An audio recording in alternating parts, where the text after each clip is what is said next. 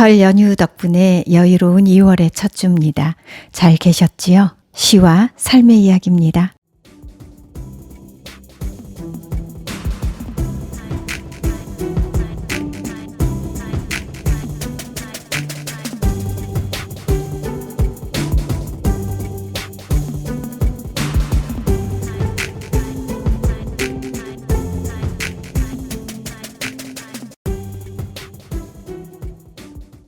눈 내리는 길로 오라.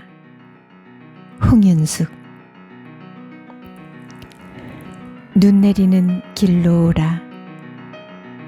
눈을 맞으며 오라.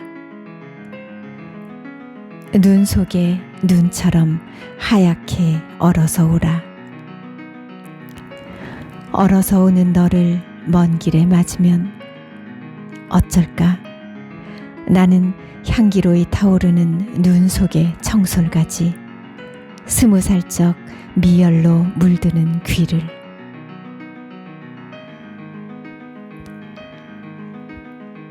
한자쯤 눈 쌓이고 쌓인 눈밭에 아름드리 해뜨는 진솔길로 오라. 눈 위에 눈같이 쌓인 해를 밟고 오라. 해 속에 박힌 까만 꽃씨처럼 오는 너를 맞으면 어쩔까? 나는 아질아질 붉어지는 눈밭의 진달래. 석 달 열을 숨겨온 말도 울컥 터지고. 오다 가다 어디선가 만날 것 같은 설레는 눈길 위에 자라온 꿈. 30년 그 거리에 바람은 청청이 젊기만 하고 눈발은 따뜻이 쌓이기만 하고.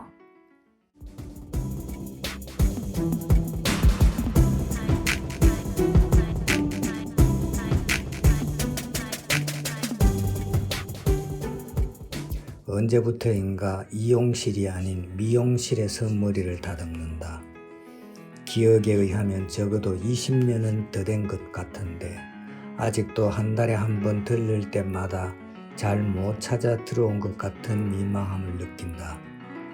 염색하는 아가씨, 펌하는 아주머니, 할머니와 같이 머리에 비닐을 뒤집어 쓴 우스꽝스런 모습으로 앉아 기다리는 것도 적응하기 힘들고, 잠시도 쉬지 않고 자기만의 이야기를 떠벌리는 나이든 여자의 수다는 거의 고문에 가까운 고통이다.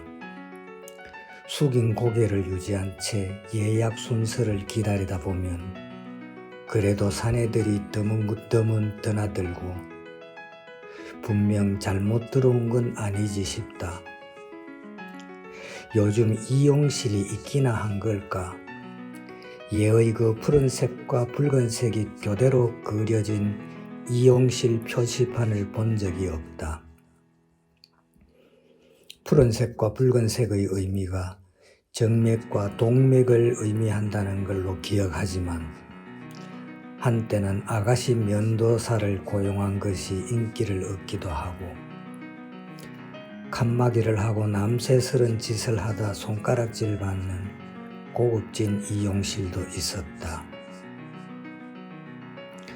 그런 소란이 있은 후 젊은이들이 와이프의 손에 끌려 미용실을 찾게 된 것이 이용실 몰락의 시작이었을까?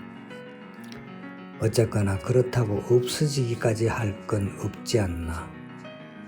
뜨끈한 타올을 얼굴을 감싸고 몇 분을 참고 기다리면 예의 가죽 벨트에 면도날을 다듬는 소리가 들리고 턱 밑이 매끈해질 때까지 삭삭 소리가 나도록 밀어주는 면도사의 손길이 그립다. 여태 면도해주는 미용실은 없었으니 말이다. 게으른 전기 면도기 소리를 듣다 뜬금없이 떠오른 이용실의 추억이다.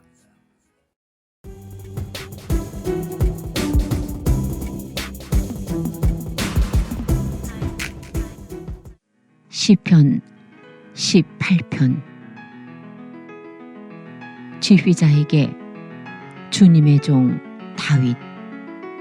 주님께서 그의 모든 원수들의 손아귀와 사울의 손에서 그를 건져주신 날 그가 이 노래로 주님께 아뢰었다.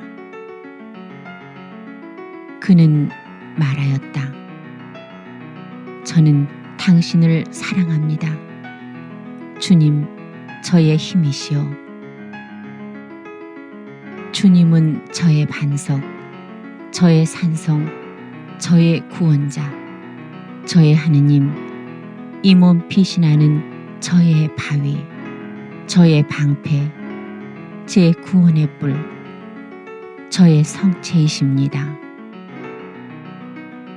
찬양받으실 주님을 불렀을 때 나는 원수들에게서 구원되었네. 죽음의 오랏줄이 나를 두르고 멸망의 급류가 나를 들이쳤으며 저승의 오랏줄이 나를 휘감고 죽음의 올가미가 나를 덮쳤네. 이 곤경 중에 내가 주님을 부르고 내 하느님께 도움을 청하였더니 당신 궁전에서 내 목소리 들으셨네. 도움 청하는 내 소리 그분 귀에 다다랐네. 이에 땅이 흔들리며 떨고 산의 뿌리까지 소스라쳐 흔들렸으니 그분께서 진노하신 까닭이네.